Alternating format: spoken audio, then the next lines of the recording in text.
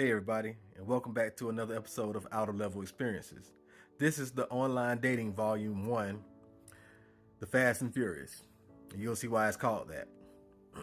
Anyway, so this goes back to the days of maybe like Black Planet or MySpace. But I want to say this was Black Planet. And for those that don't know, Black Planet was like Facebook, but it was mostly black people on it. But this is like before Facebook, way before Facebook. This is probably like early 2000s, maybe like 2003, 2004, somewhere around there. Anyway, it might have been as early as like 2001, 2002. Anyway, so I started talking to this lady on there, and well, she inboxed me first, and so we started talking through DMs, and then from there it went to exchanging numbers to calling each other and talking about meeting up. But for some reason, whenever we try to meet up, something would always happen that would stop us from meeting up. And maybe this was the creator looking out for me. And you will see later on. Anyway, so she calls me up one day and she's like, guess what? I say, what? I got a job where you work at. Oh, is that right? She said, yeah.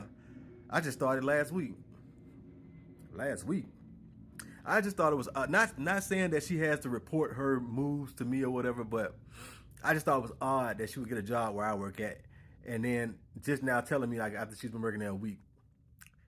Anyway, so I get to work that day, and I'm talking to my homeboy Tim, and I'm telling him about it, and he's like, "Okay, what's stopping you from going? If you said you never seen her in person before, what's stopping you from going over there and see her, see what she look like in person?" I say, "You know what? You're right. My break come around. I'm gonna go over there and I'm gonna see what she look like." Now I had found out where area of the building she worked in, because it was a pretty big building, and I found out where area of the building she worked in from two supervisors. I just so happened to be walking behind, and these supervisors was talking about her because I recognized her name. Once again, I guess this coincidence was like the creator saying, "Hey, now, trying to warn you."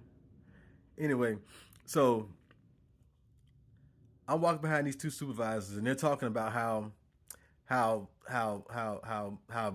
much of an attitude problem she has, and that she's lazy.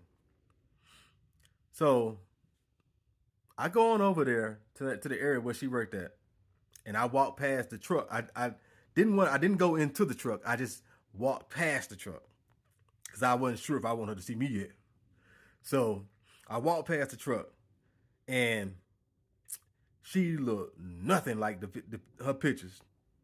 Now, mind you, her pictures was always kind of half-ass pictures, where she either be looking down like this, or but it was never no body pictures, no like full-on face pictures, or none of that. So I walked past her, I walked past her truck, and I'm like, oh hell no.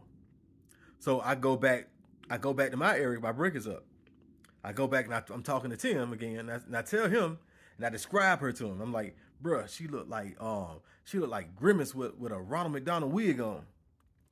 And so he's like, oh hell no, you might not want to talk to her no more. Don't talk. If I were you, I just wouldn't even talk to her. I wouldn't return no calls. You know, she'll get the hint and she'll go on about her business. I agreed. I said, okay, that's what I'm gonna do. I'm just not gonna talk to him. As y'all would call it these days, it's called ghosting. I just ghost him. So it just so happens I'm leaving out of work that night. That very same night, I'm leaving out of work, and we got to go through these security checkpoints.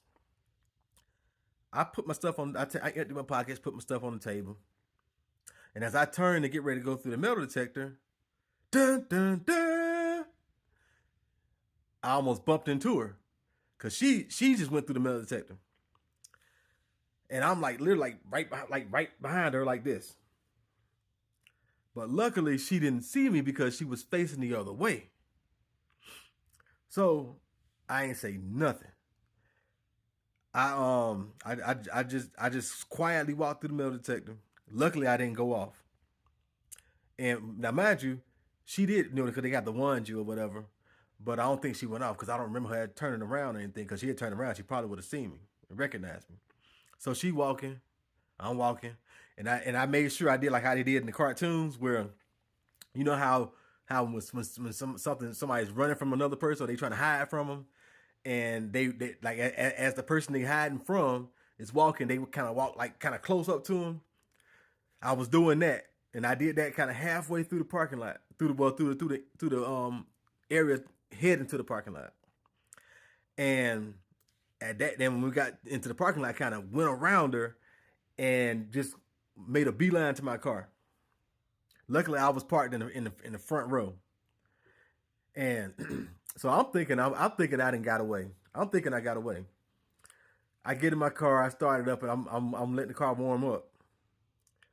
Then I look up and I see something tells me to look up. I look up and I see this Ford Explorer come barreling through the parking lot, and it's headed in my direction, back up toward the front row. I don't know whether it was my spirit guides, ancestors, or what, but they just told me hit the gas. So I hit the gas. I took off, and I was in my Fox Mustang. So I took off, and I dip out the parking lot, and I'm going down the street. We going down the street toward the highway. This SUV is like right on my tail, and the whole time I'm thinking to myself, "Oh, where's a police officer when you need one?" Now, normally this street is full of police officers, but that particular night, not one in sight. I'm thinking like, where's a cop when you need one?